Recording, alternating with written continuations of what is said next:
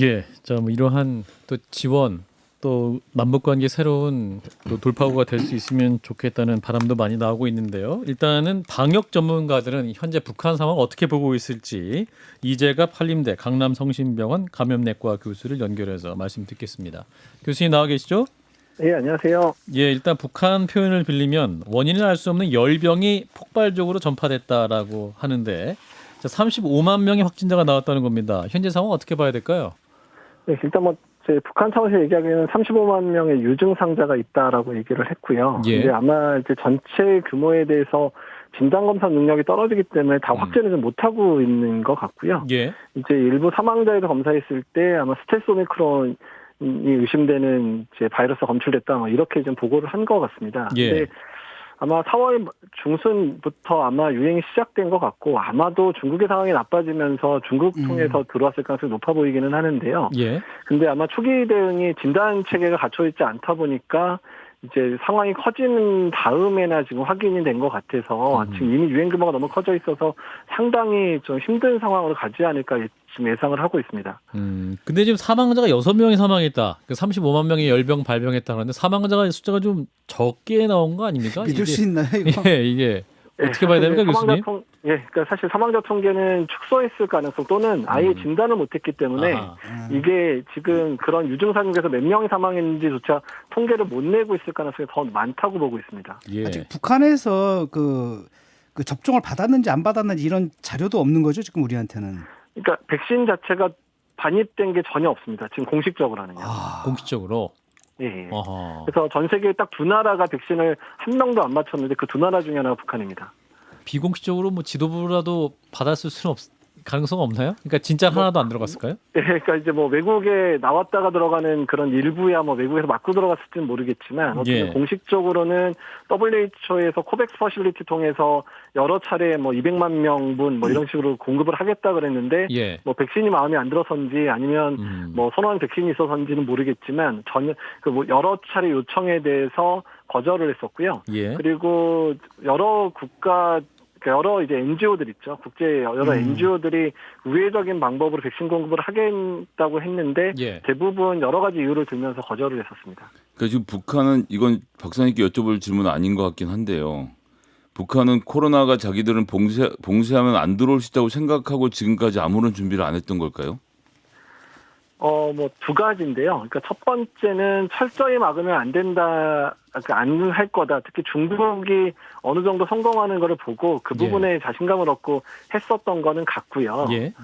그다음에 두 번째는 일단은 이제 정권의 안정 차원 문제 때문에 코로나가 자기네 유입되는 것 자체가 그래도 정권에 큰 영향을 줄 거기 때문에 그러니까 어쩔 수 없이 그냥 막을 수밖에 없는 상황이었고 그게 가능할 거라고 예상을 했던 것 같은데 그게 많은 전문가들이 언젠가는 이런 상황이 될 거여서 이게 아마도 큰 문제를 일으킬 거다라고 생각했는데 이제 그 상황이 된 거라고 보시면 됩니다. 그러니까 이 상황은 전문가들이 대부분 예측하고 있었던 부분입니다. 예.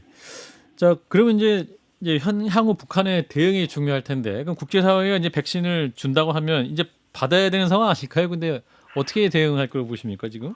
그러니까 이제 지금 북한 쪽에서 들리는 얘기로는 여러 채널을 통해 들리는 얘기로는 백신 쪽 받아들이는 거는 계속 부담스러워한다라고 얘기를 하고 있고요. 백신 받아들이는 걸?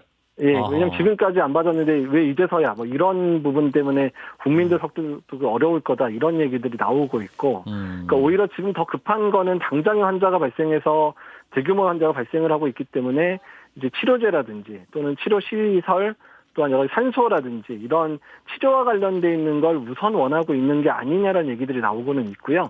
근데 그러면서 어차피 이게 유행을 지금 당장의 치료제나 이런 걸 통해서 뭐 환자들 관리가 된다 그래도 유행이 오래 가는 걸 막으려면 어쩔 수 없이 백신 공급이 필요하니까 어쨌든 이제 패키지들로 해서 백신까지 같이 공급하는 방식에 대해서 이제 여러 가지 WHO든 여러 국제기구, 여러 NGO 또 우리나라도 이제 뭐 우회적인 방법이든 직접적인 방법이든 다 생각을 해야 되는 건 맞습니다. 교수님 지금 방금 패키지 딜이라고 하셨는데 딜은 주고받는 게 딜 아닙니까? 근데 북한한테 지금 받아달라고 외국에서 심지어 한국에서 부탁하는 거 말고 북한이 내줄 건 없는 상태 아닙니까? 그러니까 사실 이제 그게 맞는 말이기는 한데 북한 입장에서 확진자가 나왔고 그게 30만 명이 넘을 가능성이 높다라고 밝힌 것 자체는 북한이 어떻든 간에 지원을 받고 싶다라는 신호로 받아들이고 있거든요. 예. 그러니까 이제 그 부분 자체, 그러니까 북한이 그렇게 열었을 때 이제 이 부분들을 지원하면서 사실은 다른 영역의 교류나 이런 부분들도 시작하게끔 만드는 부분 때문에 딜이란 표현을 제가 드렸습니다. 교수님 지금 발표한 숫자를 기준으로 해서 얼마나 급속도로 퍼져나갈지에 대한 시뮬레이션을 우리나라에선 해볼 수는 없습니까? 뭐 가능은 한데요. 근데 북한 내부 사정이 많지는 않고 실제 확진자 규모나 사망자 규모가 맞을지를 잘 모르기 때문에 어렵기는 하지만 예. 지금 여러 예측을 보게 되면 적어도 북한이 이번 유행 상황에서 10만 명 이상의 사망자가 나올 가능성이 높다. 그리고 그 확진자 규모는 100만 명 이상이 넘을 거고 몇백만 명까지도 될 가능성이 높다라고 예측 자료들을 뭐 발표한 자료들이 국내에서 한 건 아니지만 이미 나오고는 있습니다. 아니 아무도 백신을 안 맞은 상태에서 100만 명에 그칠 수 있을까 이런 게 좀 불안해서요. 네, 그러니까 훨씬 많이 걸리겠죠. 그러니까 저희가 걱정은 확진자 규모에 비해서 사망자가 훨씬 많이 나올 거거든요. 그러니까 우리나라가 뭐 0.1% 얘기하잖아요. 예. 오미크론 때. 근데 이제 홍콩이 80대 이상이 예방접종 안 했었던 시기에 하루에 300명 정도씩, 그러니까 한 절반 정도밖에 예방접종 안 했었는데 예. 한 하루에 사망자가 300명씩 나왔었거든요. 근데 여기는 백신 접종 아예 안 한 데니까 사망률이 아마도 뭐 적어도 2, 3%, 그다음에 의료 체계도 전혀 갖춰진 게 없으니까 높게는 10% 정도까지도 올라갈 수 있겠다라고 얘기를 하고 있습니다. 확진자의 10%가 사망할 수도 있겠다. 예. 예. 당장 우리가 뭐 지원을 하려면 어떤 걸 해야 되나요? 일단 중증 환자들을 치료하기 위해서는 뭐 산소호흡기라든지 그다음에 또 그 경증 환자들 같은 경우에 치료제가 나와 있지 않습니까? 어떤 게 네. 우선이 돼야 될지 몰라서. 예. 그러니까 뭐 지금은 사실 어떤 거든 다 줘야 되는 상황이 되는데요. 첫 번째는 그러니까 말씀하신 대로 치료와 관련된 영역에서는 뭐 산소 공급부터 시작해서 치료 약제라든지 뭐 여러 가지 그다음에 의료진이 착용해야 되는 개인 보호구라든지 이런 부분들을 거의 뭐 게다가 뭐 모듈형 병실이라든지 이런 부분들까지 아예 대거 지금 공급을 해야 되는 상황이고요. 예. 또 두 번째는 유행 자체가 차단이 돼야지 확진자 규모를 줄일 수 있으니까 뭐 마스크부터 시작해서 개인위생 할 수 있는 손위생제라든지 이런 개인적인 그런 방역을 위한 그 물자들도 같이 공급이 돼야 되는 상황입니다. 그 사진 최근에 공개된 거 보니까 김정은 위원장이 마스크를 썼는데 그 마스크가 뭐 덴탈 마스크라 그러나 거의 KF94 우리나라에만 있는 기준이긴 합니다만 그런 식의 뭔가 보호해주는 마스크가 아니라 그냥 말 그대로 마스크를 쓰고 있는 모습을 이게 국가에서 제일 중요한 사람도 저런 마스크를 쓰고 있다라면 다른 데는 아예 뭐 생산을 못 하고 있고 나눠줄 물자가 없다고 보는 게 맞겠죠? 예, 그리고 사실 뭐 중국 통해서 이제 물자가 일부 들어가긴 했겠지만 중국도 지금 봉쇄하고 막 난리 난 상황이라 물자 공급 충분치 않을 거거든요. 예. 그래서 사실 의료진들이 써야 되는 개인 보호구나 마스크도 없을 가능성이 높거든요. 아하. 그러면 의료진이 감염되기 시작하면 이제 그나마 없는 의료진들도 이제 발병하게 되는 상황 되니까 이러다가는 의료 체계 전체가 아예 붕괴되는 상황이 마련될 수도 있기 때문에 의료진 보호책들도 매우 중요해서 의료진한테는 뭐 KF94나 N95를 보낸다면 일반 국민들한테는 덴탈이라도 보내주거나 뭐 KF8라고 해서 비말 차단이라도 보내줘야서 대량으로 보내줘야지 유행도 막고 의료진도 보호할 수 있는 상황인 거죠.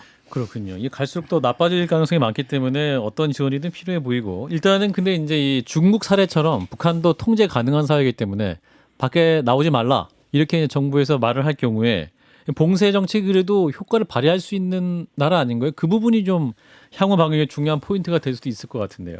그러니까 이제 그 부분도 유행 규모가 너무 커진 상황에서 봉쇄를 하게 되면 효과가 나타나는 데까지 뭐 최소 2, 3주에서 한 달 이상 한 달 나오는데 이상 그 사이에 걸리군요. 엄청나게 많은 사람이 나올 거거든요. 그러니까 중국도 상하이가 좀 5주째 봉쇄를 해서 지금 이제 10분의 1 규모 정도로 확진자 규모를 줄였거든요. 예. 그 5주 동안에 발생할 환자들의 규모가 꽤 클 텐데 그 사람들 어떻게 치료할 거냐의 문제도 생기는 거고 두 번째는 그 사람들에 대해서 식량이라든지 이런 것들을 이제 물류 체계가 돌아가야 되는데 아하. 북한이 그런 물류 체계를 제대로 돌릴 거냐에 대한 문제도 생긴다는 겁니다. 그렇군요. 자 마지막으로 이제 국내 상황 여쭙고 마무리하겠습니다. 자 국내 코로나 상황은 지금 어떻게 보십니까? 이제 이달도 꾸준히 이제 5만 명 아래로 밑들고 있기는 합니다만 이거 안심할 땅이 아니다. 또 경고를 하시는 전문가들도 계셔가지고요. 그러니까 이제 지금처럼 이제 한 3만 명에서 5만 명 수준 정도가 저는 적어도 1, 2개월 길어지면 2, 3개월 이상 좀 유지되다가 예. 이제 전반적인 백신 맞은 분이나 감염된 사람들의 면역이 떨어지면 9월 이후에 오미크론의 하위 변이만으로도 꽤 큰 유행이 있을 수도 있고 만약에 새로운 변이가 유행하게 되면 우리가 예상했던 것보다 큰 유행이 있을 수도 있기 때문에 지금의 그래도 조금 안정된 시기에 가을 겨울에 유행을 대비할 수 있는 여러 가지 준비들을 지금 해놓는 게 매우 중요할 거다. 그래서 대비를 좀 하자. 그냥 끝나간다고 그냥 좋아하고 그냥 축제를 하는 그럴 만한 상황은 아니다라고 말씀을 드리겠습니다. 예. 저는 3차 접종하고 확진까지 됐다가 나왔는데 또 접종을 해야 되겠죠? 가을 어르신 연세가 있어서. 시작되면 그때 맞으시면 됩니다. 예, 알겠습니다. 그리고 5월 말 되면 7일 격리 안 해도 되고 격리 시간 줄어들 수 있다. 진작 걸리면 빨리 걸렸어야 되지 이제 나중에 걸리면 이 격리도 제대로 못할 거다라고 이제 일반인들이 말씀하시는 분이 계시거든요. 이 부분이 사실인가요? 저는 사실 이제 법적 격리 의무를 해제하는 부분들은 정말 신중해야 되는데요. 그러니까 격리를 권고했었을 때 회사들이 이 사람한테 병가를 줄 거냐. 그다음에 플랫폼 노동자나 일용직 노동자가 쉴 수 있을 거냐. 소상공인들이 감염됐는데 가게 문을 일주일 동안 닫을 수 있을 거냐. 예. 아무 지원 없으면 이거 잘못했다가는 정말 이제 돈 많고 이제 휴가 마음대로 쓸 수 있는 사람들만 제대로 치료받고 이런 취약한 계층은 그러네요. 치료도 못 받고 쉬지도 못하고 그냥 아픈데 일해야 되는 그런 상황이 실제로 벌어질 수도 있기 때문에 법적 격리음을 해제하는 부분은 정말 신중하게 결정하고 할 거면 제대로 보완책을 만들고 하셔야 되는 부분이라고 꼭 말씀드리고 싶습니다. 예. 교수님 말씀 중 굉장히 중요한 지적인 것 같습니다. 말씀 고맙습니다. 네, 안녕히 계세요. 네, 한림대학교 이재갑 교수였습니다.